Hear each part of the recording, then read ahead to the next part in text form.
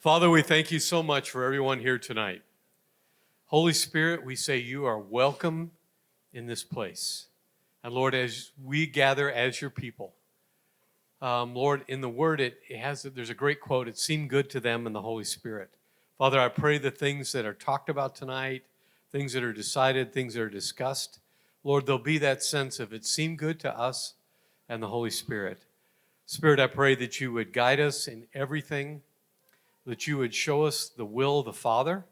Father, I pray that people would have a sense of vision like never before. Lord, this isn't just Sam's vision, it's our vision. So, Father, I pray your blessings over this meeting and over us tonight. May all we do bring glory to you. In Jesus' name. Oh, yeah, I could have caught it. I got you. Thank you, Steve. And at a couple different points, we'll have some folks, the stools are here because we'll have some folks be on a panel of such to be able to comment, answer some questions and things of that nature. But if you guys just walked in, you could text questions. The number is on this guy right here. Or if you want to tear off the perforated edge on the MTN Town Hall menu or rundown, you can, and drop it in the buckets. The crates, wooden crates right by Nick. Wave Nick real quick, right there, and then right there over there by this one as well. So we've got two locations. Christina was waving for you guys, and you can drop them anytime. People will collect them. Okay, so if you look at the MTN Town Hall kind of rundown here, we've got three different parts we wanted to kind of go over: MTN Story, MTN Partnership, and church growth. So what's really exciting is we have some pragmatic things that we're going to talk about. And we have some spiritual and community dynamics to discuss. And this is a little bit of the outline of what some of those things will be. And again, at any time you have questions, we want to be able to answer those, and we'll organize them. And I've already got some questions that we'll get to at some point. But one thing I wanted to start off with is, for those of you that are newer to the community or weren't here since the beginning, how many of you were here since the beginning of the mountain being planted? Awesome, sweet. So there was a good part of the group, or some folks that were here since the beginning. It was called Prayer Mountain as the name, and it's still technically our official name if you really wanted to think about it. But it's actually been over 10 years that this community has been planted here in this building, but it was actually upstairs before it was down here. And one of the leaders at the time, Pastor Paul is the leader of ICLV, planted this campus here as a part of ICLV, International Church of Las Vegas. 8100 Westcliff is the main campus. And he had Robin be basically the campus pastor at the time. If you know Robin Garcia, great lady. Grant, I grew up with, awesome lady. And she was here for, I'm not actually sure how many years. But then Tim, 2 years. I'm just getting the 2 years from the legacy folks. And then Tim Roberson, not Roland. This is Roland. Tim Roberson, who spoke here a couple of different times, he pastored this community for how long? A certain period of time. Yeah, there you go. Almost 2 years. So I made it 3 so far, so I win. But no, just kidding. But amazing people, laid a really, really great foundation, an incredible place in this community. I walked into this space, Jessica and I, 3 years ago. Palm Sunday was when we had our first Sunday where we were decided that we were going to do it. We said yes together. And all of you know my wife, and she's right here, and she'll be up here with me at some point. But we said yes together about 3 years ago, and since that time, there's been really a lot of fun and amazing things have taken place. About 6 months in to us being here, really felt led to go to 2 services. It wasn't something I was necessarily planning or scheming. I didn't read a church growth book and say, this is what we need to do because it's a great scheme and attempt at growth. The reason that we even thought of it was because I was in here one Sunday and the place was packed, similar to how it was here. And there was a new family that came in kind of later, and the only 3 seats for them were right here. So literally they had to walk up the whole space and come to sit here. And I was like, oh, well, I don't want to go to 2 services because it's cliche and what you do to grow. But also I want to be able to love people well and host them well. which means you got to have a seat for them. It's kind of hard to really host somebody well if you don't have anywhere for them to sit. And it's exciting to be packed out for a bit, but then it gets really impractical at some point. So anyways, we went to 2 services, and I'm going to kind of skip through the rest of this part here. We grew and we grew and we grew, and it was a lot of fun, and it continues to be a lot of fun. And then we've gotten to a space about COVID last year. And COVID last year led us into a really interesting spot because I and the Mountain Church was still a part of ICOV as an organization or entity. All of what we did was, I would like to say, independent or separate as a culture or community.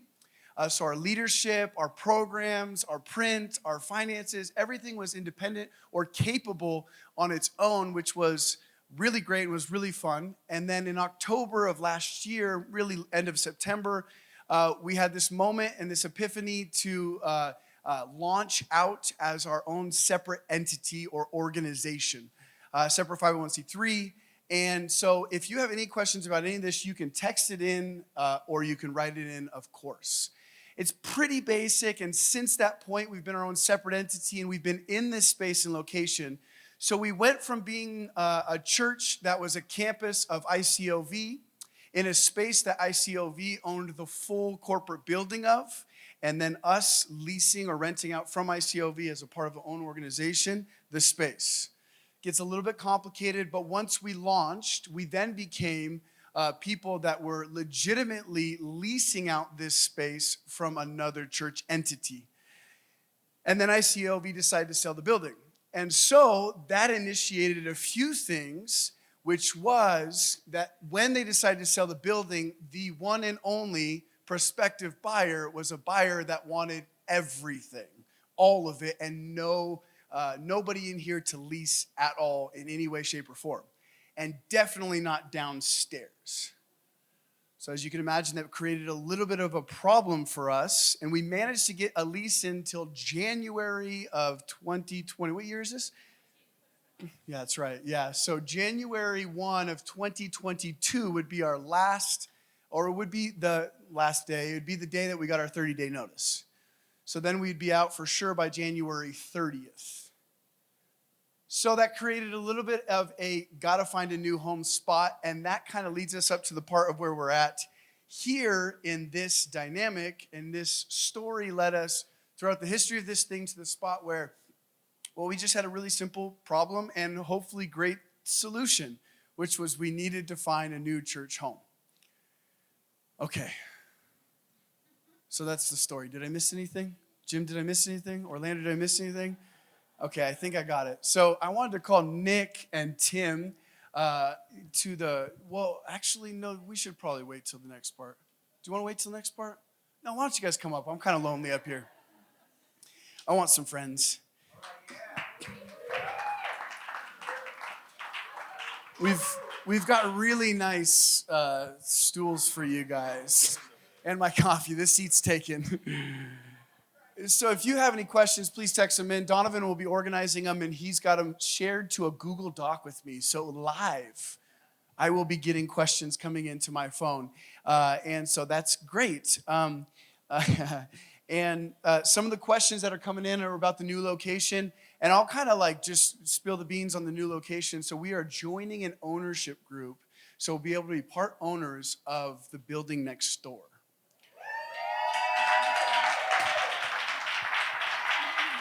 Yeah. So that's the good news, because I and Tim and Nick have been looking for, since we found out last November 30th, and we actually got notice that we might have had to have been out by January 15th of this year on November 30th. So that was really exciting. Hey, come on, everyone. And I loved the community's vibe. Everyone was like, you know what we'll do? We'll do church homes all over the valley. And you can use my backyard. And everyone was down. It was awesome. And it was cool. And it was also like, I don't like any of those ideas. I want a church home. But we would have done it. We would have been awesome. But about a week and a half ago, and this has kind of been in the works, and the details are kind of confidential right now, but I am at liberty to be able to say that we are going to be able to land in that space, and the close will be July 30th-ish. Right. So this is really, really good because that allows us the time to be able to carve out the space where the sanctuary will be, and that building is a mirror image of this building. And so there's a couple of minor differences where the elevator is, bathroom, but it's pretty much mirrored. So we have grown to a point where we have a couple of things that we need to be able to do to make room and things like that. So what's nice about the building next door is after construction, we'll be able to occupy one of the spaces where we'll be able to have 800 or 900 more square feet of sanctuary space. So that's good. Yeah. Ooh. Somebody needs to give you a mic just for the sound effects on this. So that's good news. I know that there's a lot of questions about what our new home would be. Would it be too big? Would it be too small? Would it be in Henderson? We had some folks that were voting for that. I got some texts about that. And funny enough, Henderson has a lot of really decent church options. But it is very far. So no. Not for now, maybe a plant or something, I don't know. But so that's really, really great news if you ask me, because if you look in this area, there's not a lot of churches in this northwest area, and there's like not a lot of churches in this Cheyenne kind of an area. And so I really loved this location. And man, if God moved us to somewhere else, I'd embrace it. I'd be wherever the Lord was leading us. But I'm really excited. It was about 10 days ago, I got the call that came through.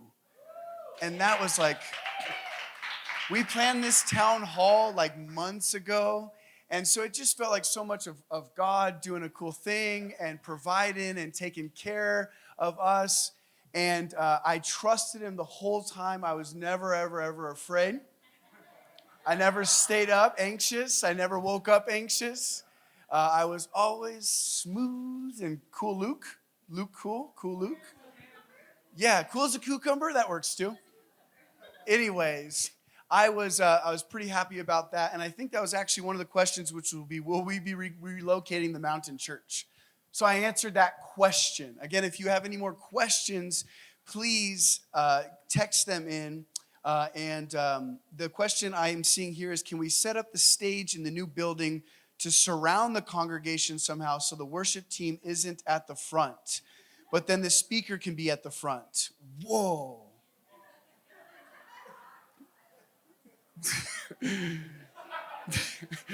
Nick, if you guys don't know this, he leads and runs up what's called Walden Media Productions, and so he is an expert at this. Nick, I've actually heard this idea before. Nick, is this possible? It's possible.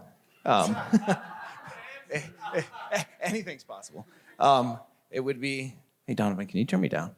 Thank you. It would be, it would kill the seats in the space pretty quickly, and lots of feedback. No.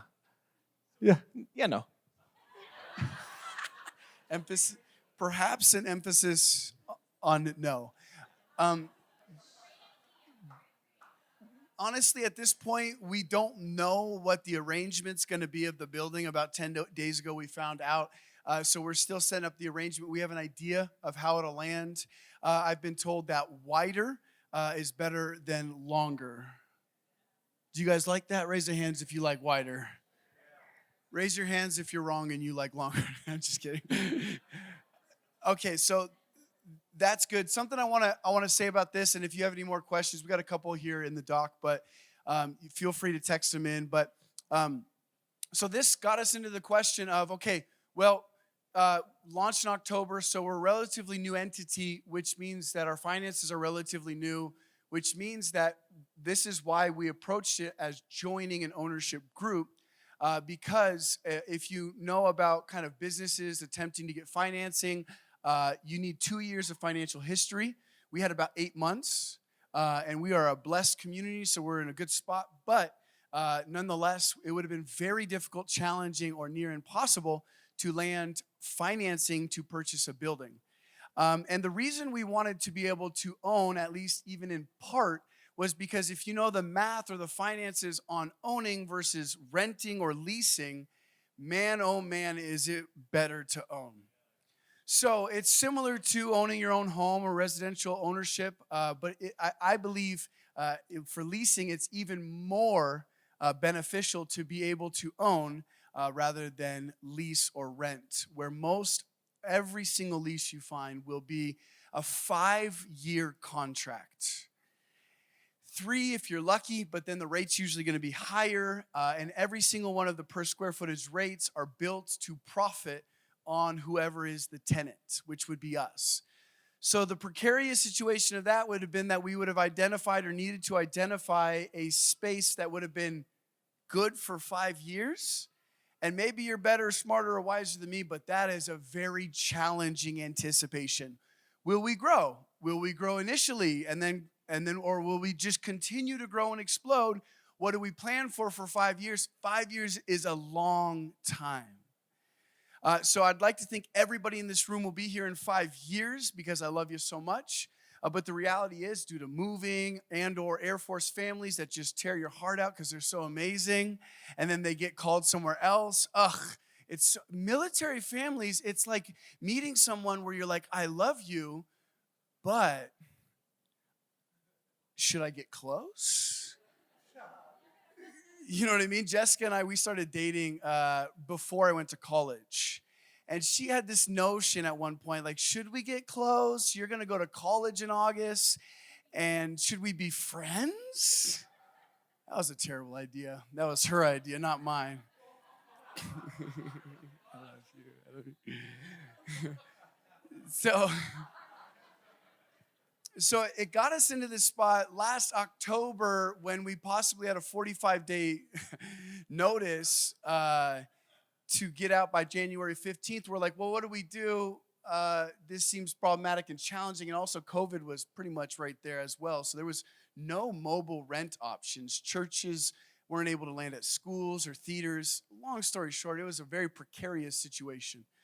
So it got us thinking, and then we began to ask questions about, okay, well, how do we want to approach this situation? Do we want to get up on a microphone and go to everybody and say, hey, guys, we need to find a new church building.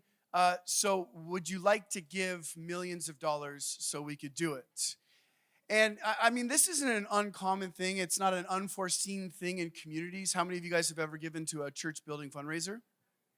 Very common. I'm willing to do it. I love to do it. I know many people are. And in all honesty, in all frankness, there will be an opportunity if you want to give towards us being able to occupy a larger percentage of ownership in that space there will be that opportunity that if you just want to give, you can give. So we came up with 3 different things that we thought were important in this time, which would be pray, give, invest. And pray and give are kind of obvious. Pray. At one point, we talked about needing really to pray because we needed to find a church home. So it's going to be like, hey, y'all, you need to pray. We need to pray. Let's fast. Let's get to it. And actually, that's what this part of this first part was going to be tonight until we got the news 10 days ago, which was, hey, so we need to move and we need to pray because we need to find a home. So we're not there, which is great. So pray, give, invest. The 2 that are kind of obvious are the pray and the give aspects. And if you ever wanted to give to any item in this community in any way, shape, or form, you in the tithing envelopes there in the other section, you could just designate it.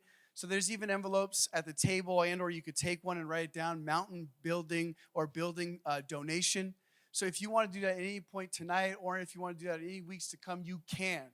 But there's also another thing that, we're talking about reform this month and we're talking about new approaches to different dynamics. And so we came up with something that in concept we're really, really excited about. And we've been doing a lot of work on, and we're going to continue to do a lot of work on, which is this very simple idea, which really I think kind of fits this community and this church and kind of fits a little bit of my approach, I think, as well, which would be, yes, it's good to encourage and or invite people to be able to give generously. That's awesome. But I also thought, man, what would it be, or is it possible for us to open up an opportunity for people to share in ownership of the new church home? And so this is an idea that I had, and I started asking people around last October. Say, hey, is this possible? Got a lot of "is possibles." I got a lot of, yeah, man, that sounds cool. And I talked to all kinds of different people, business people, investment banking people. I talked to residential, commercial, real estate folks. And I talked to pastors, and I talked to like seasoned pastors. And in all the conversations, it was this really cool thing. It was just like, man, we've really never heard of that idea to be able to open up to church community for people to be able to invest and be part owners or part of an ownership group for the church building. And so the concept that we're developing out, and the concept that I think is really interesting and cool and has a lot of implications, is would it be possible, and can we create an opportunity for people to be able to invest? And what we've talked about is having a minimum investment platform, because the approach that we'll need to have in this is that we'll need to create an LLC, and people will need to be able to be members of this dynamic. And so we were talking about like a $2,500 minimum for investment. And the idea of this would go that if you and or when you invest, that you would be able to profit on the buyout or sale of the building that we invest in. And so it's a really different idea. It's a really different concept. I personally liked it because of this simple phrase that before the beginning of the year, I really felt like the Lord was entering us into an era of ownership in our community. Financially, having this increased ownership mentality. We've even begun to approach creating cooperatives or partnerships of businesses. So we're actually creating a coffee trailer with somebody in the church, to where the coffee trailer would be part owned by the church and part owned by the individual. And we would be able to have a coffee trailer here on Sundays, but also this individual would be able to take it to events and to work events all around town and or regionally. And so there's a lot of these different concepts and ideas that I think would be really amazing for us to be able to introduce into community, which is not just an expression of charity or gift giving in community, but what would it look like if our church started to create cooperative or partnership approaches to how we did things? There's a lot of reasons why I think it would be amazing and significant to do this. And this is the part where I think some people might have some questions. And again, you could text questions or you could write them down because there's a lot of implications to introducing an era of ownership in the community. And to just create a little bit of clarity on what the prospective ownership interest in, say, the building next door would be, is that, say we bought the building at $1 million, which that's not the price point. I'm just making up numbers here for you guys, just for simple math. Upon investment of $1 million, if in 3 to 5 years it went up 20%, 10%, 25%, then based on the initial investment and the increased value of the property, that's what everyone would profit off of on their initial investment. It's pretty basic math. All of it's based on the increased value of the property that we would be buying and or owning. Make sense so far? Pretty decent? Okay, cool. So if you have any questions, of course, you can ask them. And then Tim has done a ton of research on this, and a ton of these dynamics have been thoroughly vetted. And Nick, this is Nick Escobar. If you guys haven't met Nick Escobar, Nick and I grew up together. Nick's also awesome. And Nick was on the board of ICLV as a mountain representative when we were still a part of ICLV. That's right, mountain man. He represented the mountain, did a great job. And so the thought and the conversation on this is, okay, yeah, pray, give, invest. It's obviously not for everybody that would want to invest, but to me, there is an ownership culture that I think the church ought to cultivate and stir up. And there is a distinct difference between renting, leasing, borrowing, and owning. And this is a business principle and practice, but it's also a biblical one.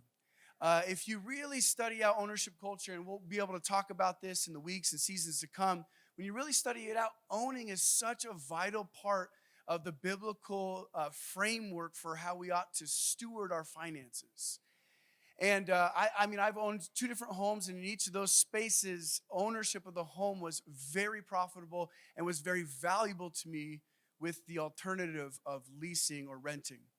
And this is a spot that I think that not only is this just this part of the dynamic important, but I think the idea of ownership is very meaningful in community, and I would love for this season coming forward to cultivate a greater ownership mindset in our community.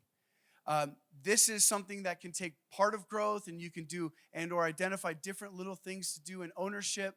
But I would love to see even classes and ownership mindsets taught and cultivated. There are a lot of really, really cool minds in this community, a bunch of which I talked to and got the opportunity to exchange ideas about this. Ownership mindset and ownership culture is something definitely that impacts how we steward our personal finances, but also how we create an invitation and open opportunity for this community to be able to invest and own in partnership with the church. Did I miss anything, Tim, on the basic concept? Did I miss anything, Nick? No? Okay. Nailed it. Awesome. So I'll check the questions here. Tim, did you want to add anything to the dynamic? No, that was a good rundown. That was a good rundown. If you have any questions, I have a lot of questions. I think this is Tom. Tom says, is there room for my karate school over there? We must make room. Brixton will beat me up if we don't make room. Yeah, for sure. I have a personal motivation for this. When we move locations, how will Mountain Youth work? That's a good question. Right now, what we have identified is a space over there that is really cool for the mountain. I can, in the future months to come and such, we'll be able to show pictures and maybe even do a church visit one day. That'd be exciting.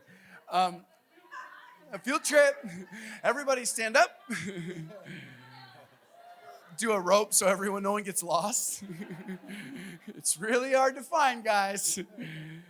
So it's actually really cool, and youth is so brilliantly amazing in this community. Like our leadership, Kirsten, can you stand up on the seat?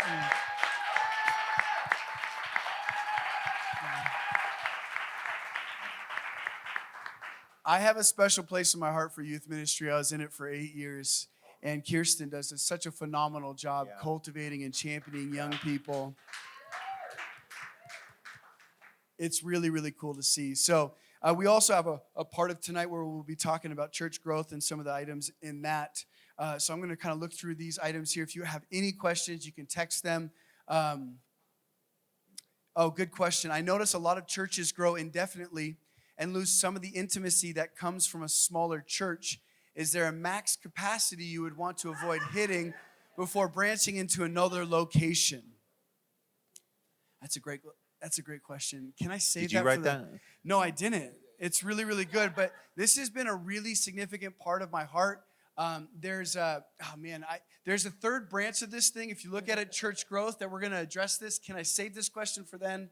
I probably shouldn't have read it. That's my fault. Right.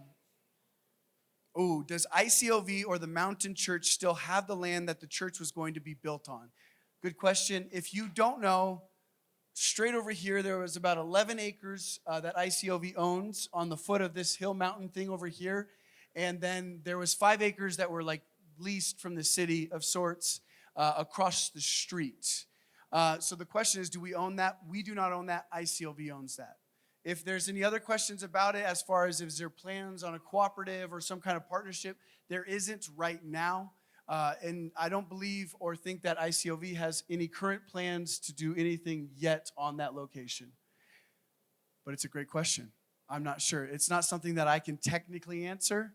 I would love an opportunity after this building here to identify land and to be able to build a building that I have a lot of ideas on what that could look like, maybe for a future town hall.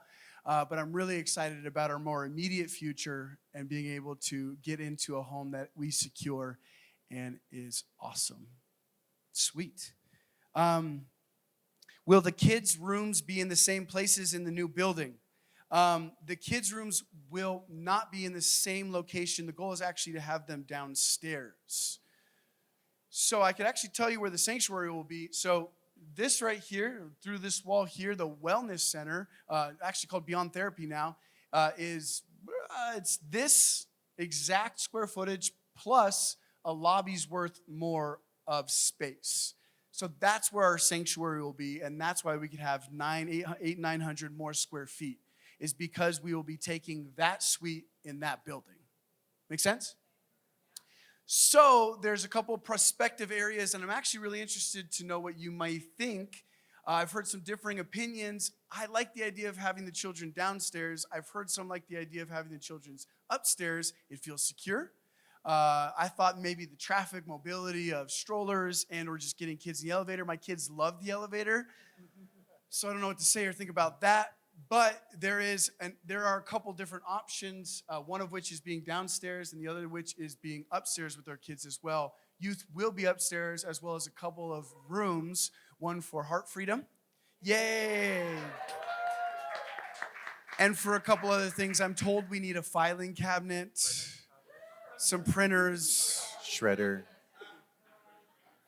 I'm like anti-print. I want everything on a phone or a tablet. It's so easy. It's never, ever, ever messes up. And questions keep coming. So that's that question there. What's our fundraiser goal, deposit minimum to obtain the commercial loan? Do we need a PG? I'm assuming that meant to be GC, general contractor, but I'll answer it as though it meant GC. Good question. The minimum, there isn't actually a minimum. We have a minimum we would like to raise, and then I have a lofty that I'd like to raise through giving and investment, which I think it'd be cool to raise $1 million in giving and investment. So honestly, I'm so happy. I'm full of grace and peace right now. If we raised $10 and we were only $10 worth of owners in that building, I am happy we're not homeless. So you're not going to get a whole lot of upsetness out of me or we didn't do anything good or raise a certain amount of money. I'm probably the opposite of a greedy pastor. Maybe even some would want me to spend more time on talking about giving or kind of like encouraging it. But the way I've always felt is that, man, God is a really good author of community.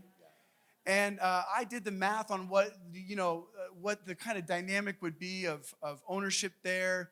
So we would pay fair market value rent, and just like any other owners in the building, we would then get the dividends released on the net profit of rent. So ultimately, the net on it would be much less than just renting out or leasing out the space. And so it's cleaner for the books and things like that, accounting and fun stuff and CPAs. And I'm neither one of those things, but it's a healthy, good approach to do it that way. So it'll be an in and out, but ultimately it'll be a net that's very good compared to just straight up leasing. So that means that, what was my question? Oh, if I just did the math in my head, I was like, $1 million of ownership in the building is a really cool, good place to be. But in all honesty, I'm really just happy with whatever God does in community. I refuse to twist arms. I refuse to manipulate or contort or control or do some kind of weird stuff to try and get you or me or others to give more, to invest more. Man, throughout all of this, I'll simply say, whatever's on your heart, whatever you want to give, whatever you're capable of giving, do it. But otherwise, it's not going to change at all my dynamic with this community or you. In fact, I don't look at personal tithing and offering records. It's just not my approach. So I don't know if you tithe or you give offering. I don't look at it intentionally. I never want this thing to be dollar signs above people's heads. And I don't want to go towards somebody who I know is a bigger giver than somebody else and knowing I should invest time in them because they're a bigger giver. I'm not into any of that. So I don't want to be driven by those things. And I'm going to maintain an approach with this community that is not determined by finances.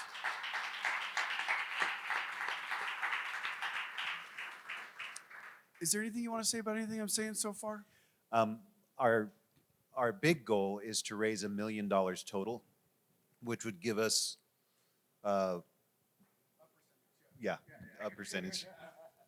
We can't give all the details out because some things are still in motion and we're not able to disclose all of the details. But to the degree of percentage that we own, that's the percentage we would get in rental income that would lower our cost of being in the building. So whatever we're paying out in rent every month, it would come back to us as ownership dividends to the church, And so what the rent we pay wouldn't be as high as what's on paper, basically. With the investment that we're asking people to look at, we're trying to structure an investment that is preserved by the value of the property, starting with the sale price, as Sam mentioned, and then as that grows over the years, which I think there's a good prospect of growth, because I think we're walking into some value to begin with, without saying all the details, that will actually be higher after the 3 years. We're asking for a 3-year minimum investment, so if you have money and you need to retire next year, don't give us that money. But if you have money you can invest and it can sit for 3 years, 3 to 5 years before you need any kind of a return, then those are the funds that you should look at to invest. And that's why we're inviting you to pray about, talk about in your families, discuss what you'd like to do or what's possible. And then there's always the option, as Sam said, if you say, I just want to give a gift, it's put on the altar and it's consumed for the Lord, it's gone to me, I want to give my gift to the Lord, that's always an option as well that we have available. Good question. Tell us more on sharing ownership. Does it pay dividends? The only profit that would be seen from the investment would be upon buyout or sale. And so with the buyout dynamic, what we looked at is having a locked-in period of at least 3 years to allow the mountain to be able to save, build a certain reservoir of cash, and to be able to then facilitate buyouts if requested after the 3-year or so mark. So that's what that looks like. You do not need to pull out your cash or buy out at the 3-year mark. But if so desired, then what would take place in the buyout is that the mountain would buy up the shares of the requested buyout upon the evaluation of the building and or appraisal of the building's value or worth. And luckily for us, we have somebody that actually does appraisals in the church, so that's great. We'll just hire them. And they'll do it, and they'll do a good job of it, but that'll be based fair market value and appraisal of the building. That'll be what determines the buyout amount.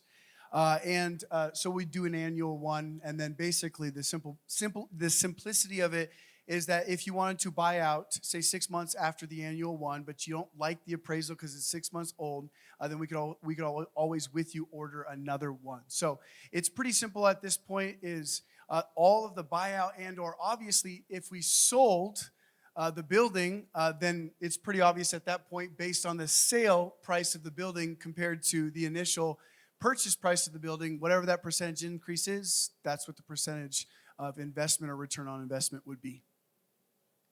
Awesome. Personal guarantor was the PG. We don't need one of those right now because we are joining an ownership group that has that capability or that has that individual. So that's good. GC, yes, we would need, because the construction that would need to be done on that space there, it's a bunch of executive suite offices.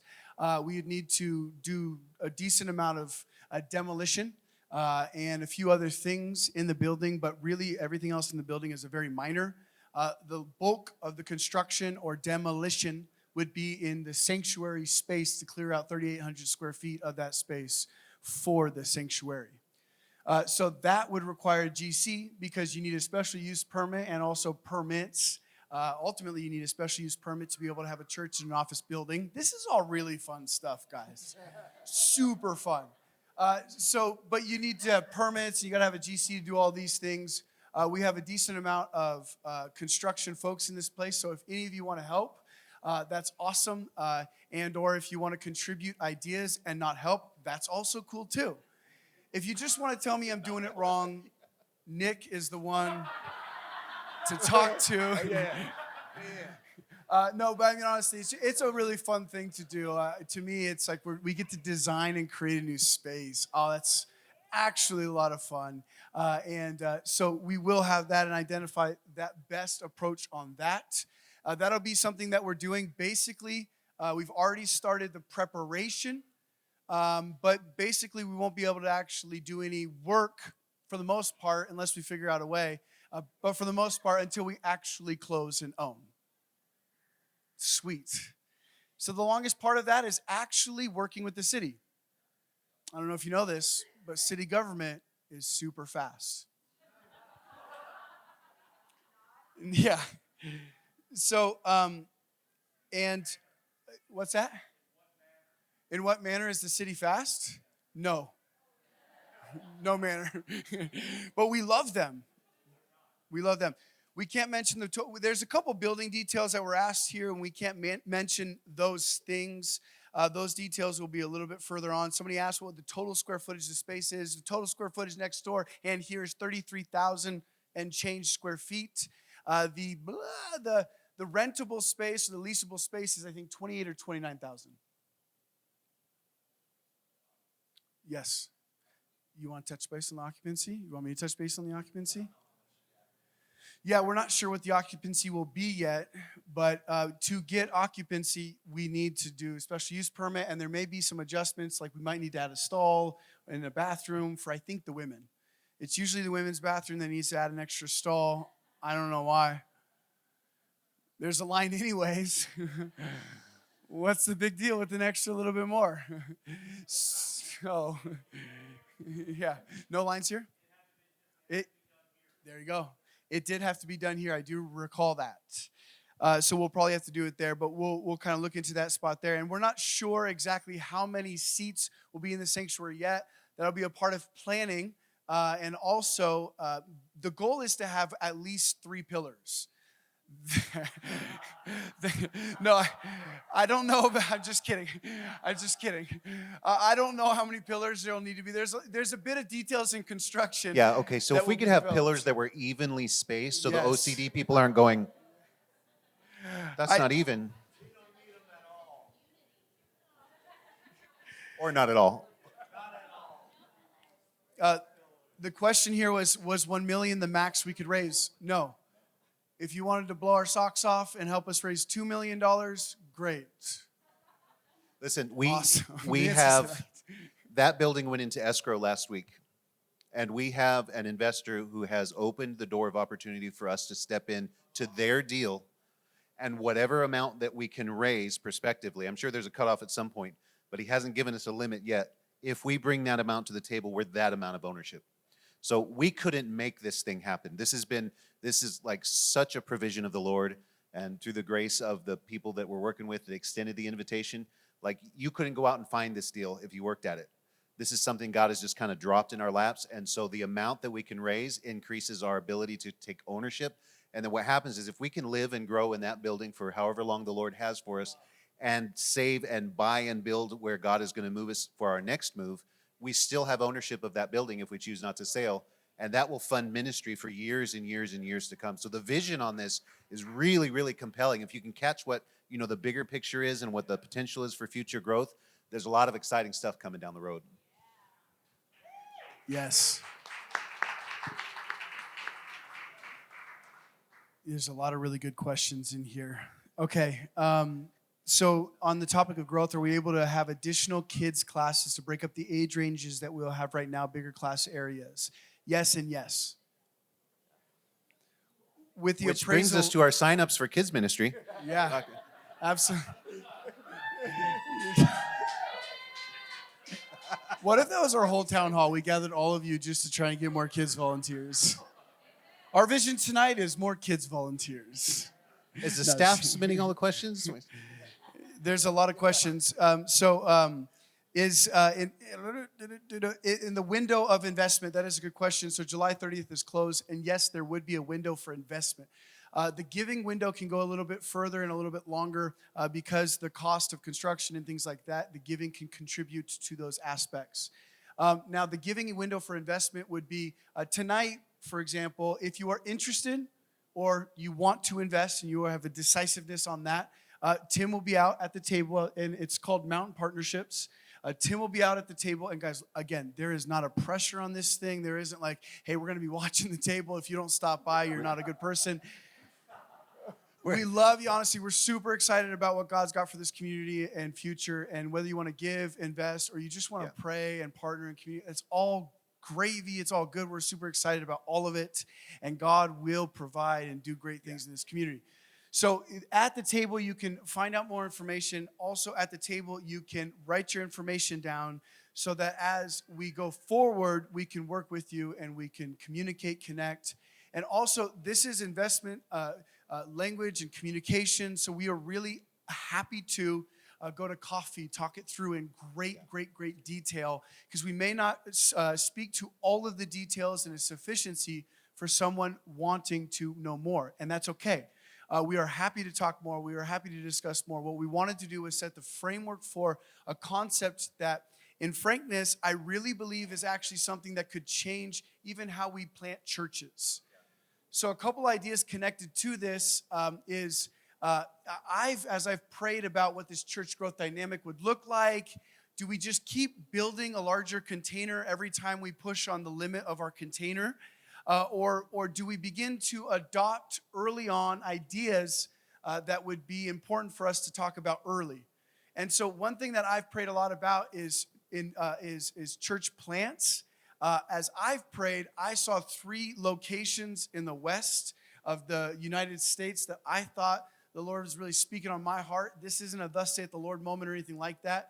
But as I prayed, I saw San Diego, I saw Oregon, and I saw Arizona. So this was what was on my heart, is to say, look, instead of us building larger containers every time we grow, what if we early on adopted a mindset of planting churches and planting churches in a generous way?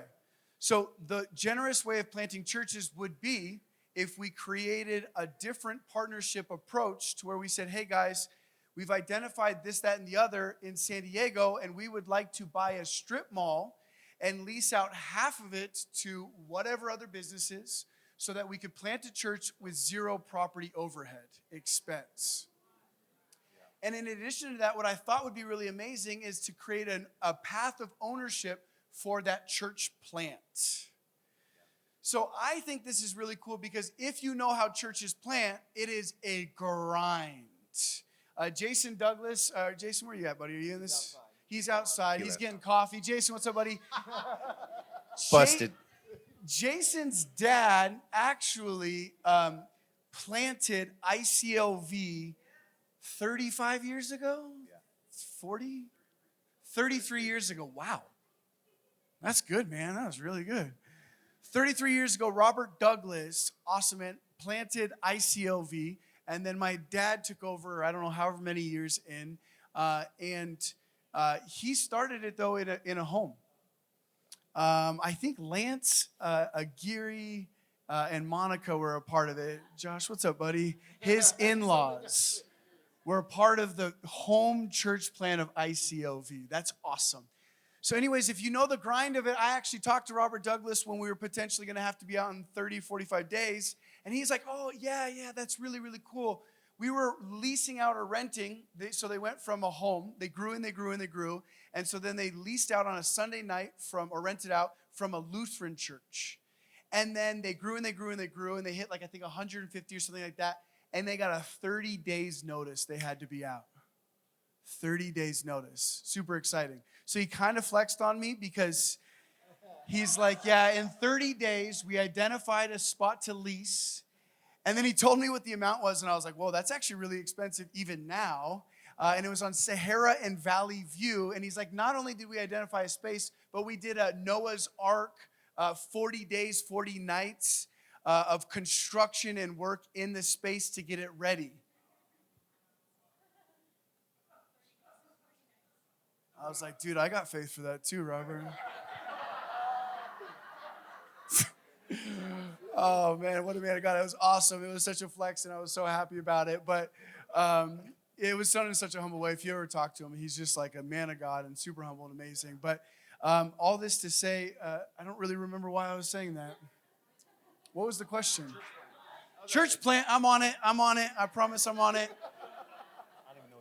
So if you look at the grind of a church plant, what it usually does is it takes a good, strong, energetic pastor, and it grinds him down over 10 to 15 years of church home, renting out a space, mobile church every Sunday. And then if you are really, really crushing it over a 5+ year period, you get a lease that locks you in for 5 to 10 years at a ridiculous rate with a horrible landlord half of the times that wants to do this, that, or the other, or just be mean to you. And so then you got whatever the end of that lease is. And I mean, if you are crushing it, you're able to manage the lease and all of that complexity and then raise money to buy a building. And then if you can do all of that, then you got to raise money to do the buying of the building and the construction in that building. And there aren't many banks that finance churches, and there aren't many commercial spaces that like churches. Did you know this? There are a lot of business parks that have a prohibited usage for churches. A lot. I don't like it. I want to get my law degree just to pursue trying to undo that because it's crazy to me. Any place there's a Target, it probably has a church prohibited usage. To lease, owner, it's crazy. And then Walmart as well. So a lot of these spaces don't allow even the conversation of leasing or buying in that space as a church. So I think it would be really, really cool to be able to plant churches in a way that created a path of ownership with prospering communities in San Diego, Oregon, and Arizona. So that way, people can invest, own, and profit upon sale or buyout of the space, and then a church plant could have a path of ownership that is immediately recognized without the crushing overhead of a space. Sweet. That's right. There's still a grind. Little grind. So there are a couple. Did you guys want to say anything about those things? One of the things I wanted to point out is the model that Sam's describing that we've been praying about and really working at putting together is creating a debt-free path for churches to become owners. Because normally you would go and you'd get a mortgage, and so some of that money is going towards interest, and if it's a commercial loan, it's higher interest than it would be on your home loan. So like the opportunity we have right now, the money that we invest, the money we're able to raise, gives us a percentage of ownership, and we're not carrying any debt. Because the value of the investment is carried by the value of the property. It's not that, we owe that money, we've got to make payments, or we've got to pay towards interest. So the savings on that model, it's what we're able to hand to a new startup church. When Pam and I came in 1997, our church in San Diego said, yeah, we believe in you. You can go to Las Vegas and start a church. And they sent us no support and no team. And so, so we ground that out for about 8 years. And I was working a full-time job and then a part-time job and doing ministry. And that was just brutal. I think it probably led to my heart attack at 39 because I did for 8 years. There was no day of the week I wasn't working. So to be able to give the resources and the opportunities for ministry teams and ministry leads to build the vision that God has put in their heart and to partner with them to do that, I think is such an amazing vision. When Sam started to unpack this for me, I'm like, where were you 25 years ago?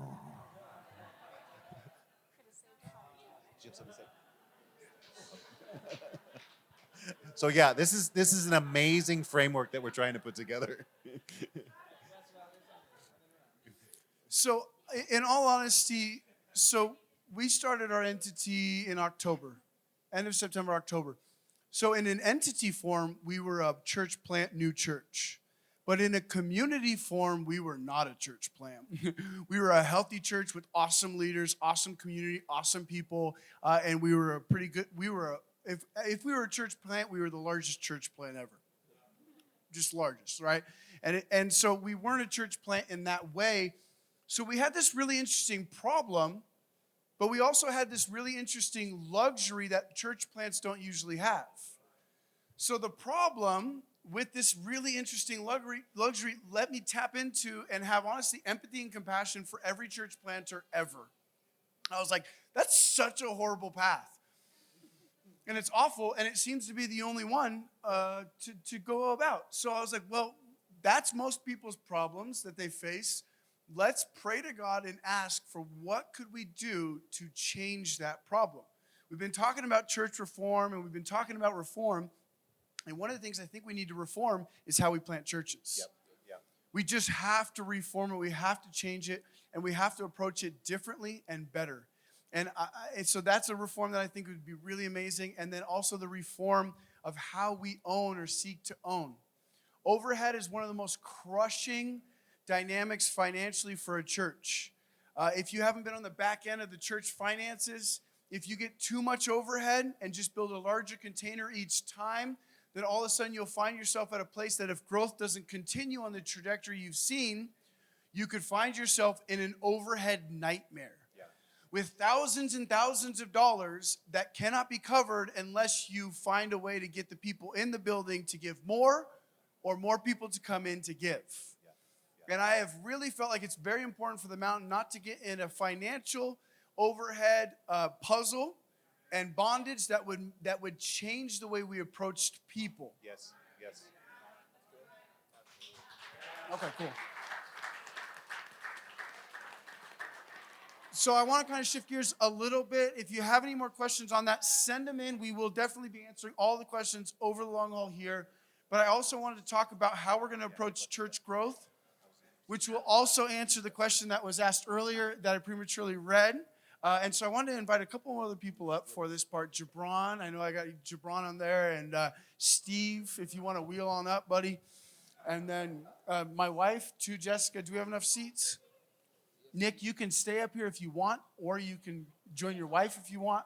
I love it either way, buddy. What's that? You're going to get a coffee? Yeah. All right, man. Sounds good. You want to grab me one too, bro? Oh, dude. I've only had a few cups of coffee today. Steve, should we get you a real seat? Do you want a real seat? Do you like the stool? All right. So I have these folks up here because they're wonderful. And they're such an impactful part of our community and culture. And there's a lot of other folks that are as well. But there's only a certain amount of panel seats and panel size. So if you guys have something to tune in or chime in at some point, then feel free. But also, I'll hand you a couple of questions. And can I have you manage my questions here? Oh, awesome. It's been kind of hard to do both. Okay. So the third section of this thing, and if you see on this section here, the church growth part, we got through the mountain partnership part to a degree, but I know that there's more questions and complexity. But if you look at this part, you see that there is a dynamic of church growth that has honestly led us to ask, I think, really important questions about how should you handle growth?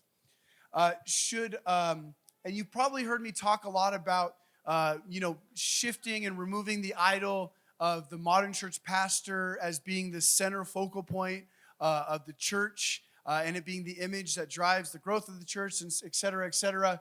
So I have communicated pretty actively, like this community really, it's so important that we really aggressively pursue a five-fold expression in this community. So I have gifts, I have dynamics, I have skill sets, I have things to present and or be in community. That's awesome. But also, I have chosen, and I really believe it's a conviction within me and in this community, for me to choose to make room for others. Tim Rowland is an example. Jabron's an example of folks that in a public way, as far as speaking and preaching, I have been, and I asked Jabron more than he's able to preach because he also has a job and a family and such, and he prioritizes those things, and that's awesome. And he actually just started a new business too, so that's awesome.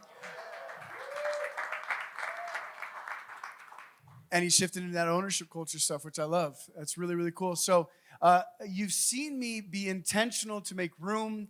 I've said early on and often, I believe that it's important that we make room.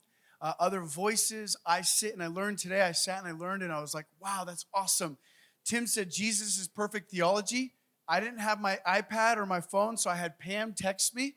I said, Pam, text me that. Jesus is perfect theology. It's such a great, oh yeah, it's so true.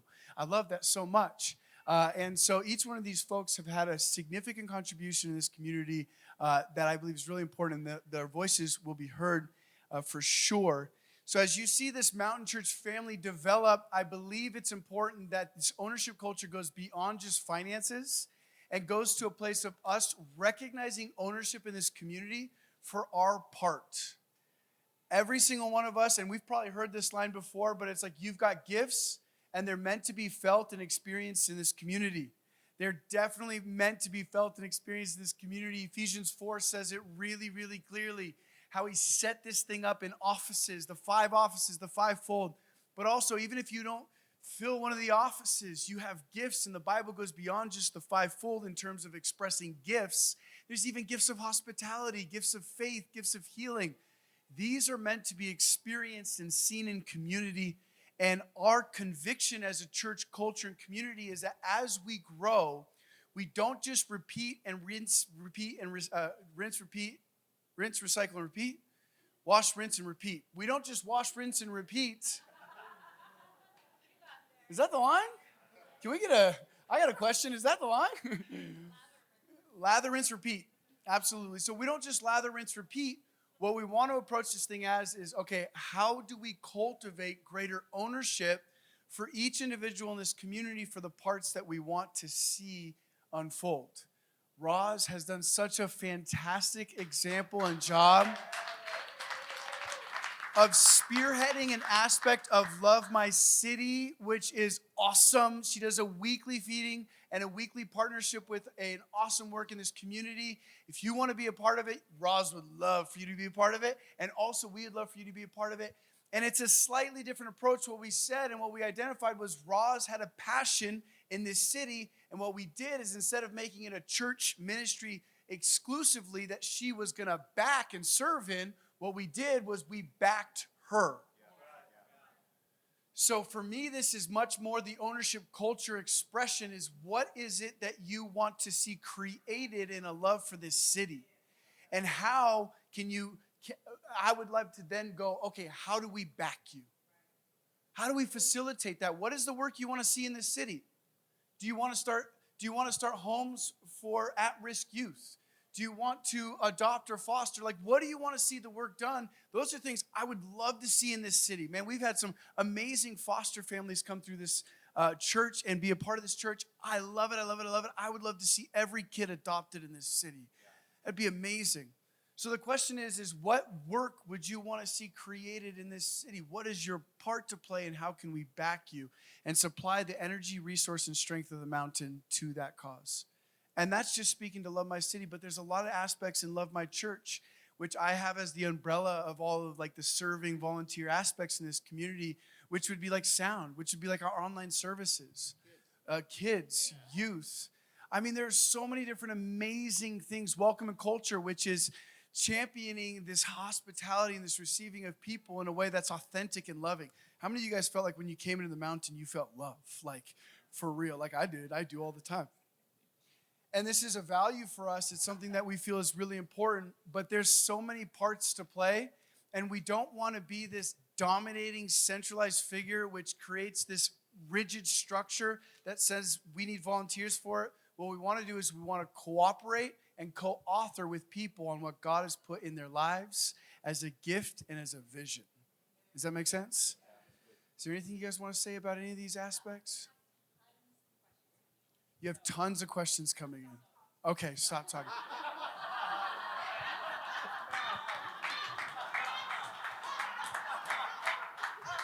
Who's answering them? You gonna answer one? I think there's more than they can even load up to. They're working on it? Yeah, so We're up to date. We're on it.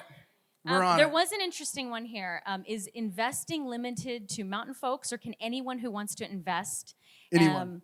And at the same time bless the church by increasing ownership percentage? Yes, of the anyone. church? Yes. We had a few questions about, is there going to be 2 services still? Are we going to go to 1 because it's a bigger space? Or I imagine what's still the- 2 services because the logistics of going to 1 and then back to 2 are pretty profound. So we'll measure out the seat total capacity and such, and then we'll do it and hopefully make a wise decision based on really simple facts and evaluations.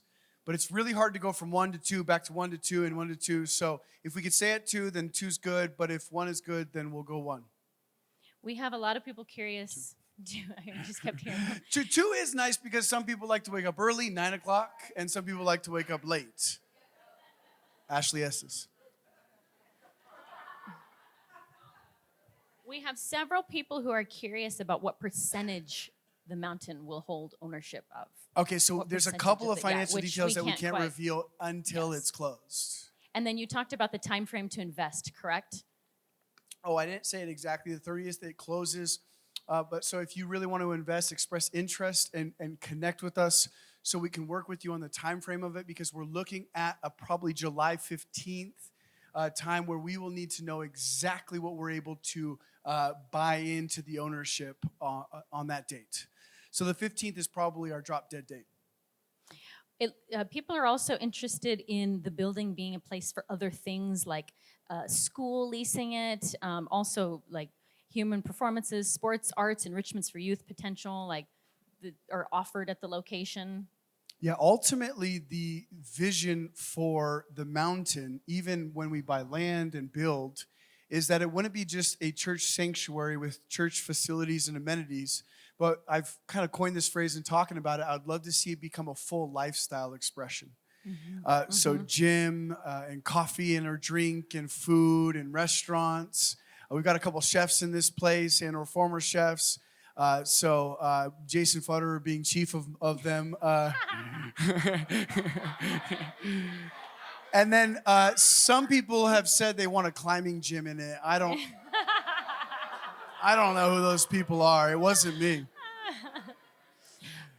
Yes, that is the aim and the goal. And next door we'll have other leasers or rent options, so that way we get it fully leased up and be able to have as much rental income as possible coming in on the building. That's better for the church. Also, a few questions about liability for the investor or possible downfalls of investing. Yes. So the liability would be, and or the risk would be like any investment, if the building's property value went down. So the property value on increase, it's pretty obvious. We've talked about what that would mean. But the property value going down, if you bought out or we sold in that space, then you would recognize a diminished value on your original investment. So if the building went down 10%, it would be a 10% diminished value of your initial investment. But in all honesty, we would probably hang tight and keep it until the value was able to recuperate or recover at least to $1 for $1. Yes. Also, another question, if people are unable to invest or give into it, what other things? They're just curious how they can actually physically help. There will be volunteer days. Demolition can be done by anybody with arms and legs and a sawzall. One leg, yes, that works for sure. No, there will be opportunities, honestly. There will be design aspects, there will be setup aspects. And then the day we're moving, which will be super exciting, we'll all get to pitch in if you want. But of course, if you don't want to help us move, then JP's got it. There'll be pizza. This is how we got used to things, but I don't think that'll work. Pizza and milkshakes, soda. Someone else was also wondering if they were currently giving their tithes and offerings to ICLV online, or if they had something set up. That's a good question. Definitely switch it over and change it to the MTNchurch.com. If you are giving on the ICLV platform right now, website, then definitely switch it over to the Mountain Church or the MTNchurch.com or to our tithing envelopes here. Is that where you guys are going to change it right now? No. They're like, oh, I gotta go.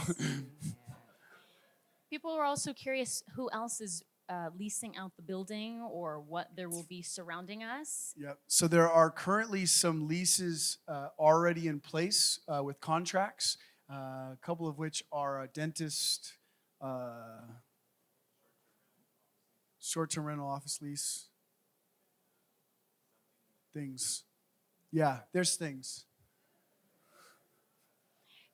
Can we get new sanctuary chairs? You guys don't like the green or blue chairs, whatever these are? Are these green or blue? Is the dress blue or is it green? Who cares? We could. So I'm thinking a very vivid red. So I can see our first church split forming over the color of the chairs. Yeah.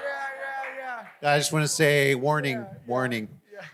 But there are several suppliers in China that sell this model chair for between $25 to $35, depending on how many you buy. So that might be an option in the future, if that helps. Yep.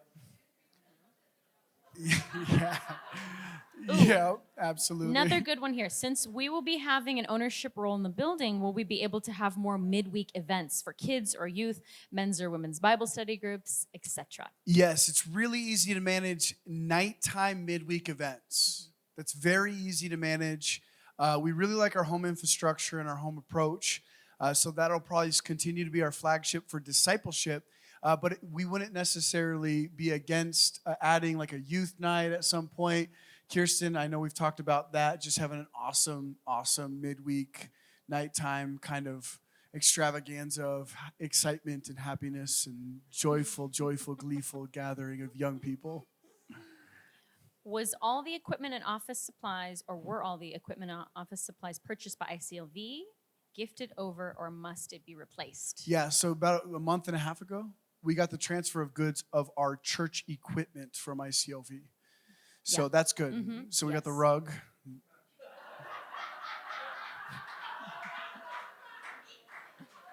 I like this thing. This stool. We got Steve. Oh.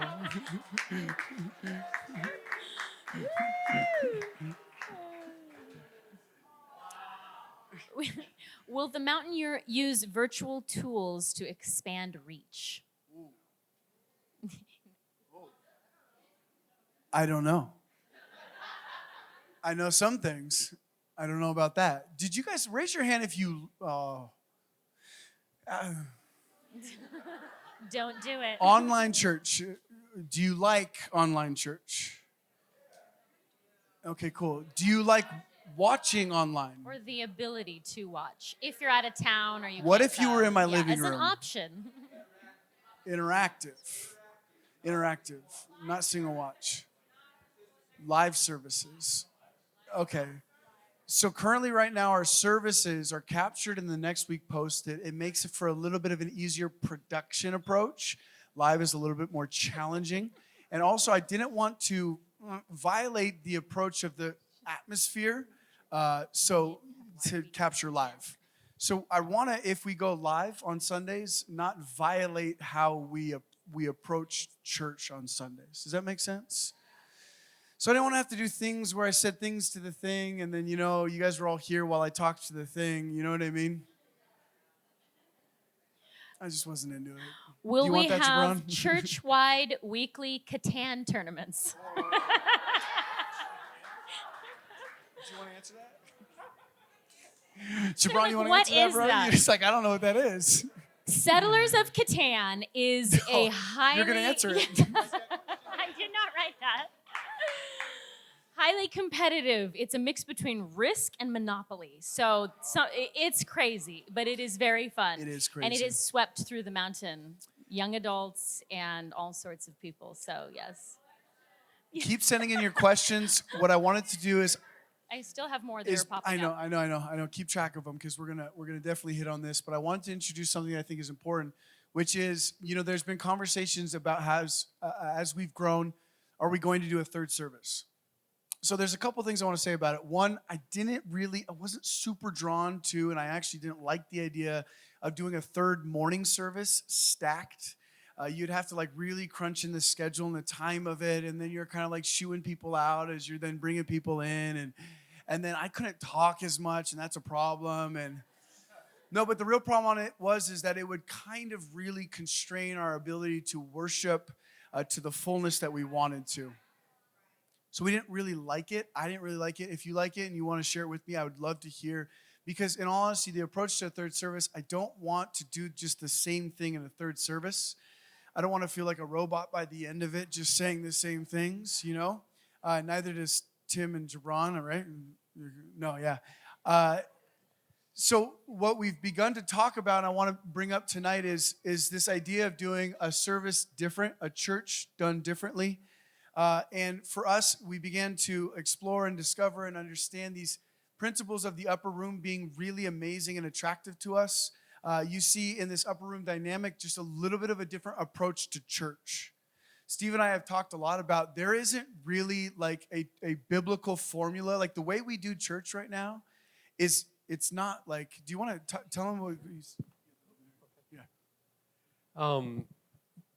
I think most of us have grown up with okay, we know what church service is, right? We all come in, we worship, we give announcements, we maybe read a couple scriptures on a good day, and a couple of other things, and then we take offering, and then somebody preaches, and then we have music at the end, right? And that's our formula, and that's how everybody knows how to do church. Unfortunately, there's nowhere in the Word that says to do that.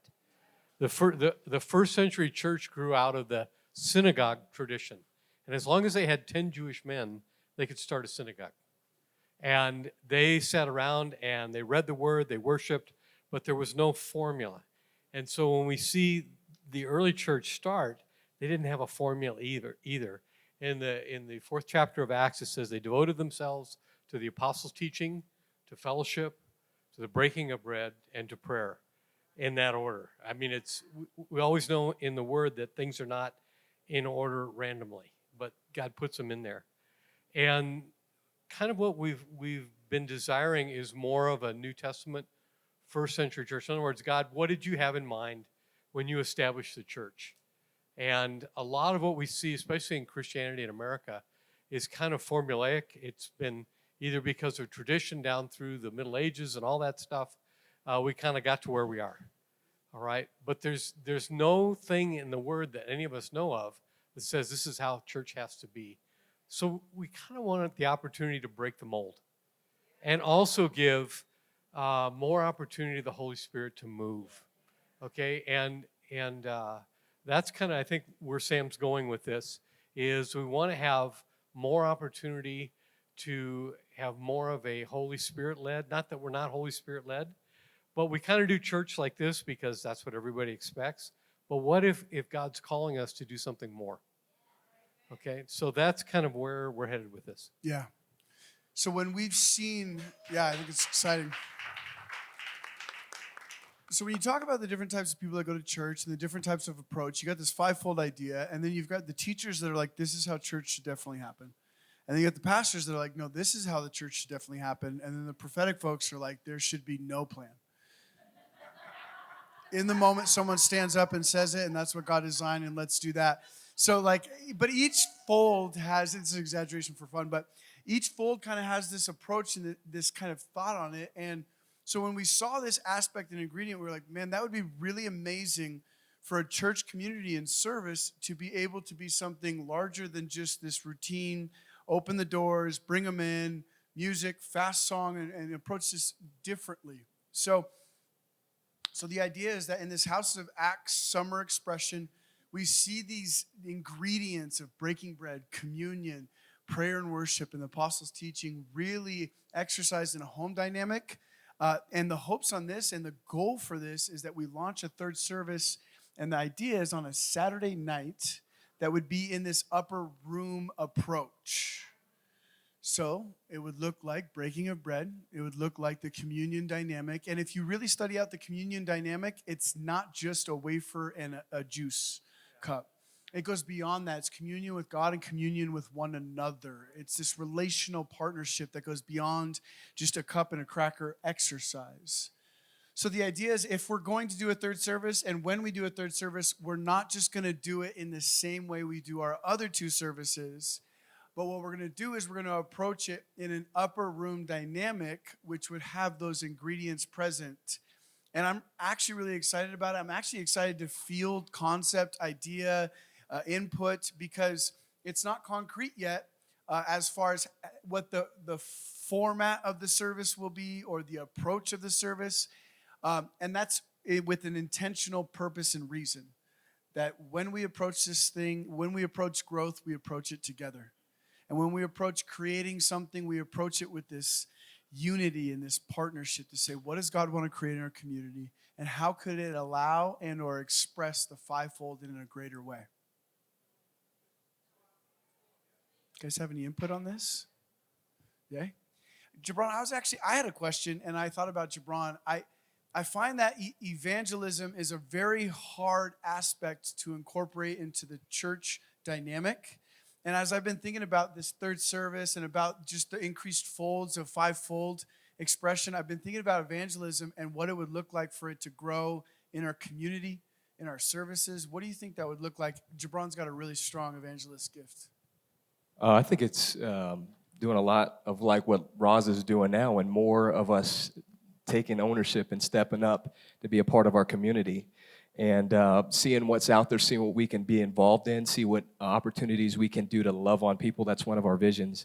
But I think also too in the marketplace. I mean, that's my life now. That's it's been my life since God took me out of ministry. Is the marketplace. How many of us are surrounded by people we see every day, even more than our own families, that need Jesus, and just asking God personally, what can we do to bring Jesus into my job, into my workplace, into my workspace? And I'm a big proponent of church at work. Whether you feel the liberty to do that or whether you have the courage to do that, I believe that God has called us each as individuals to bring Jesus out into our prospective places of employment. And even beyond that, in casual meetings at the grocery store or what have you. But I think it's just upon us, each of us, to have it known as, God, what is my part? What is my piece in this? What can I bring to the table for those you've called me to love and serve? And for me, it took me saying, God, why am I here at this job? What am I doing? Why am I here? I don't. You put me here for a reason, and God revealing to me, okay, these are the people that I want you to pastor. These are the people that I want you to serve, whether it be to start a Bible study like Justin, I know, has done at his workplace. Come on, Justin. And I think, corporately we'll see the move of God if we all have that take that onus upon ourselves. So. Yeah, there's certain parts in Scripture when we look at the Great Commission, or you look at James 5 and how it encourages the sharing of psalms, of praying together, or even the Scripture that says, confess your sins unto one another so that you may be healed. And you see these biblical expressions in community, and oftentimes they're not strongly represented or expressed in our church services because of how the modern church in America has grown accustomed to practicing church. So we would like to encourage and provoke and have a service especially targeting and or trying to cultivate a very different approach to church community, one that is hopefully more biblical and is hopefully more in line with the heart of Jesus, and that hopefully gets us in a place where we are capable of sharing our faith with others in a loving, kind, effective way. So these are some of the ingredients that we have. Baby, do you have any more questions for? Can I add something? Yes, of course, yeah. Just something I stumbled on not too long ago. All of you guys know when Jesus says, go and make disciples, right? In Matthew 28. We call that the Great Commission. But in the Greek, it actually is saying, as you go, make disciples. It's assumed that we're going to go out, that we're going to be in the community. In other words, go and be the people that God called you to be and make disciples. You got any questions for us? Okay. All right, a couple of the church ones, just so we can. We had someone ask, can we get different, newer communion elements? In other words, can we do the real breaking of bread for communion? Ooh, like a loaf of bread? Maybe. Yeah. Unleavened. Maybe apple cider instead with a little red dye in it. Maybe Cane's. Another Also starts with a C. Coincidence? I think not. another cool church one. Will we stay small, or will we look to have bigger and larger experiences like conferences and specialty events throughout the year? You want to answer that one, Tim? Yeah, I'll chime in on it for sure. So I am not committed to making a larger container for us every time we fill the container that we've bought. So the upward side of this thing, I'm not looking at like a 10,000, and then, we grew out of that, so let's go 20,000 capacity. Let's buy Thomas and Mack and do a mega church approach. There's something at a certain numerical amount where the church community, as I believe was designed in the Bible, loses its biblical integrity as a church community to do the things that it was meant to do in a Christian way. As you go, make disciples. Very often, the megachurch format creates an entertaining approach that harnesses a large crowd. I don't know, man. If you get a certain crowd in the space, you have to lean into engaging attention and harnessing the crowd. And then typically what happens is that it becomes a crowd rather than a community of disciples and disciplers engaging in the mandates of God in the Bible. So I think, in my own personal opinion, about 500 to 700, and it gets near impossible to have a beautiful church community approach, biblical expression mandate. This isn't to say no one can do it, it's impossible. I'm not Lord of this thing at all. But I believe, and I really, really, really, really, really, really want to put ourselves in a place as far as the size of the congregation and community that will not compromise our ability to be real biblical Christians. Which means that we're not going to lean towards entertainment in our worship and entertainment in our speaking. And entertainment value is attention grabbing, and it's a spectacle, but it's not necessarily the biblical formula outlined in the church. So as far as some of the other things, and I know that you might want to say something. One of about the it too. beautiful things about that is, and we're not, placing a lid or a cap on how many, people we're going to allow in, because God is going to determine that. We're just saying with what we've been given, you're going to have several layers and levels of community. That's why homes has been such an emphasis from the beginning, because that's a more intimate setting, a smaller group. You can gather together and kind of get into each other's lives more. But then if you have different ministries and people talk about conferences or events, then you have a little bit larger group, but it's still not the whole body all together at once. And then you have your larger gatherings where it's like the whole body coming together. So there are going to be levels, I believe, that we'll be able to manage and steward and to pastor and to minister to and to disciple, that we want to work really well and be really intentional about providing that intimate level, that a little bit, more of a crowd, get around, know more people level, and then the body as a whole level. So we really want to be led by the Holy Spirit on this and what God has for us. Like, what has He gifted and equipped us with? I'm trying to think of the language for this, but the gifting that God has given, there's a certain capacity that you have to manage and steward that gift. And it's as He raises that capacity. You don't want to shoot for the stars, because that's what success looks like and that's what you're supposed to do. But it's, what does the Lord have for us? What is He giving us? What is He putting in our hand? And how do we steward that well? Yeah, we've grown numerically on a lot of different points and had different trajectories of growth. The goal, and this is an honest truth, has never been to grow numerically. The goal has been to grow the people in this community through partnership, through love. And the mandates of our church: love Jesus, love people. So we want to grow in our love for Jesus and our love for people. And I understand at this point that that's going to mean in a lot of different times that we grow numerically. And then that creates pragmatic issues, problems, or things to talk about, which is, instead of just making larger containers every time, why don't we plant? And then why don't we launch? And why don't we release? And why don't we send? These are things and approaches that I think we could adopt early in our language and conversation, so that we can approach this with the integrity and the intentionality I believe we should have on how we handle growth. Does that make sense? Sweet. Okay, I know there's probably some other questions. I was going to say, for our first church plant, some of you are going to California. Come on. You want to live in San Diego? San We'll plant you. Diego. Tim gets a little too excited about the San Diego idea. We have a few more investing questions. Is that okay? Or did Okay, you are there any other third service, church, growth?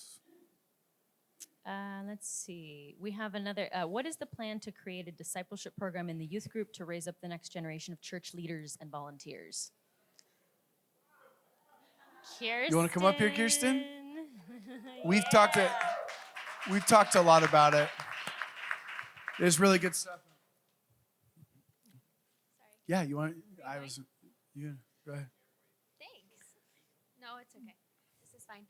I'm actually really, really excited about Houses of Acts, because that's along the same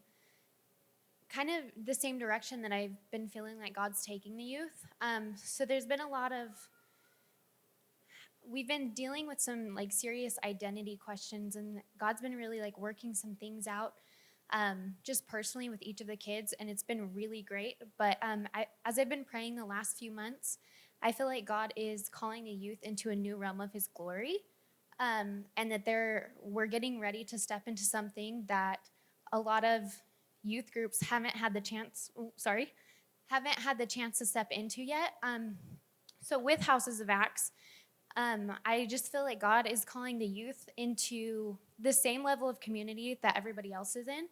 I don't believe in a teenage Holy Spirit or anything like that. So, sorry, I'm like shaking because I'm so excited about this. But I just feel like one of the things that I am really working on, and I just had a meeting with some of my other leaders about this week, is that I want to really pull out the potential, the identity pieces, the giftings that each of our youth have now and immerse them in community, and help them see the value and the treasure that they are right now, and not just when they graduate and they're like real adults. So really, it doesn't look that much different than what we're doing with the church as a whole. It's just I get to have a little bit of a more intimate connection with them. We get smaller groups, more one-on-one time.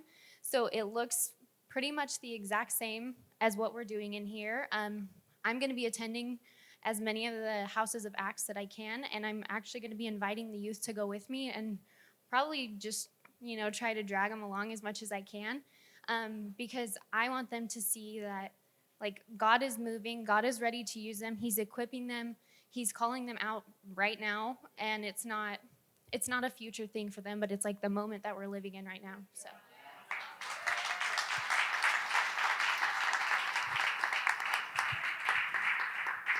So we've attacked it from a pragmatic standpoint, which is in youth group, you can always split either age, gender, and junior high and high school have such different journeys and expressions. So we've talked a lot about developing the approach to have a junior high approach, a high school approach, et cetera, et cetera. So those are things that have been a part of the conversation and talk, and are really, really exciting and amazing. And are there any other questions on this? I know we're getting to a pretty late point here. It's 7:17. You guys doing all right? What do you think, another hour and a half, 2.5 hours? Yeah. You guys, we'll call in some dinner, maybe get the taco truck here. Pizza? You guys good for a few more questions? Yeah. Maybe not. People were wondering what aspects they can serve here at the church, what different Ooh. ministries, where they can help. Pam. Thanks, Guys, this is Pam. And Pam and Kirsten have been partnering with me to build a really strong team approach and identifying the teams that you could be a part of. So take it away, Pam. So as I talk and get to know each of you, I just see this treasure that just is waiting to come out. And we have a pastor that's very unfamiliar to a lot of us. Like we usually wait to get asked or pressured or manipulated into serving. And he's like, I'm just waiting for everyone to come tell me what they want to do. So Kirsten and I are like, that's not how we're wired though. We've had a lot of abusive pastors or controlling pastors. So we just kind of put together just a small foundation of some different ministries. There's a prayer focus, there's a hospitality focus, those that have babies, or there's deaths in the family, or they need rides to the doctors. Lots of help in kids ministries, in youth.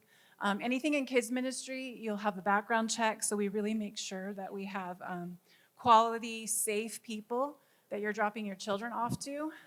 So on the back of the card, in a seat back in front of you, there's a list of different ministries. Yeah, this is important. Oh, wow. So fill that out. You don't have to know everything about each ministry up front. We're going to be collecting those, so just let us know what you're interested in, and then you'll be getting emails in the weeks to come of more details. So we're just putting a really basic foundation down, and our heart and our desire is that you grow into what God created you to be without us controlling you. Yes, there's accountability. But for you to really be who God created you to be and what that looks like, that expression is going to look completely different from what Sam's expression is or any of us on this panel. And that's our heart, is to draw that out, not to control you or to shove you in a place just because there's a need. I have served in ministry. I was stuck in the nursery for a year, and then I was stuck in kids' church, and I grew to love that, but that was not my calling. Just because you can be really good at something and have fruit come from it doesn't mean that's your calling. So we really want you to take this seriously, really pray about it. Think of the things that make you come alive. Like, if I could do this, and we'll have a starting place, and we're looking for leaders and teams to kind of launch you in different aspects of that. But we just really want you to think about it and pray about it, and then we'll give you more details. We do have more details for each ministry, But then again, there'll be more to come just because you will be adding more to it that we never even thought of. Yeah, that's awesome. And So actually, just a quick favor for everybody. That was what I was going to ask. Yeah, the to general- that, if you fill out an interest card, you're not signing a contract. Yeah. You're just expressing interest. So like you don't feel like, oh, I don't want to fill that out because then I'm in. Yeah. No, this is just interest. That's what we're trying to gather. Yeah. If you can give us your address so we could show up at your house and haunt you, that'd be great. No, but honestly, if everybody in this place, well, we don't always gather all together like this, but we wanted to be able to update our information in our church stuff. So name, email, and phone. If at the very least you guys all could put down name, email, and phone and drop it off before you go, that would be awesome. And I'm actually super impressed. Our community did exclusively text to give. I didn't get one single handwritten question. That's pretty impressive. We are technologically savvy, huh? Look at us. Look at us. We can text. So name, email, and phone number. If each one of you guys could do that, that'd be awesome. If you have a real religious belief against filling out a contact card for your church, I understand. I respect that. But if you could, each one of you guys in this place, I can even fill it out because I don't actually think I've ever put my information in the Mountain Church. Yeah, you still don't know my stuff. So yeah, if you guys could, that'd be awesome. And if you are interested in any one of these areas, check it off and we'll be following up with you. We love you guys. Is there any other questions we want to introduce? We've been here for some time. More investing questions. You want to throw a couple my way? That would be good. Sure. Will investors/owners have any say in what happens with the church? That's a good That's a good question. one. So owning a part of the building will not make you an owner of the management of the church. So there's like a distinguished difference is that you will be sharing in an ownership stake in the property, and even the ownership stake in the property will be a non-managing member, which is important because if everyone decided to vote to sell the building and we weren't ready to go somewhere, that would be problematic. So it is a muted expression of ownership. What's that? Silent partner, not muted. Silent partner. That's so good. Come on, Tim. So proud. Another one here. Will there be a board and will the investors be silent partners as well? So the investors are silent partners and there will be a board. Okay. Will the mountain have a lock-in period with the investors similar to a lease, or will we have the ability to move at any time if a land or building opportunity arises?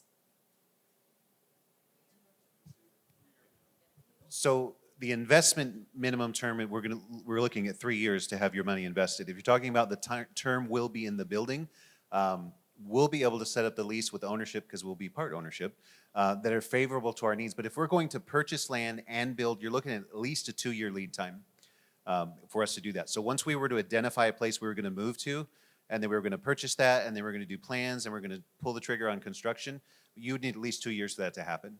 So I don't think it would be constrictive if we had a longer term lease, like a 3-year, 2-year, 3-year lease. That's not going to keep us from moving if God has something for us to move to. If that makes sense. And honestly, if this building gets done, or that building gets done earlier than January and we're able to move, the new landlord would be happy to see us go. So we could always go. That's it. Guys, did you have fun tonight? This was our first ever town hall. It was really exciting and really fun.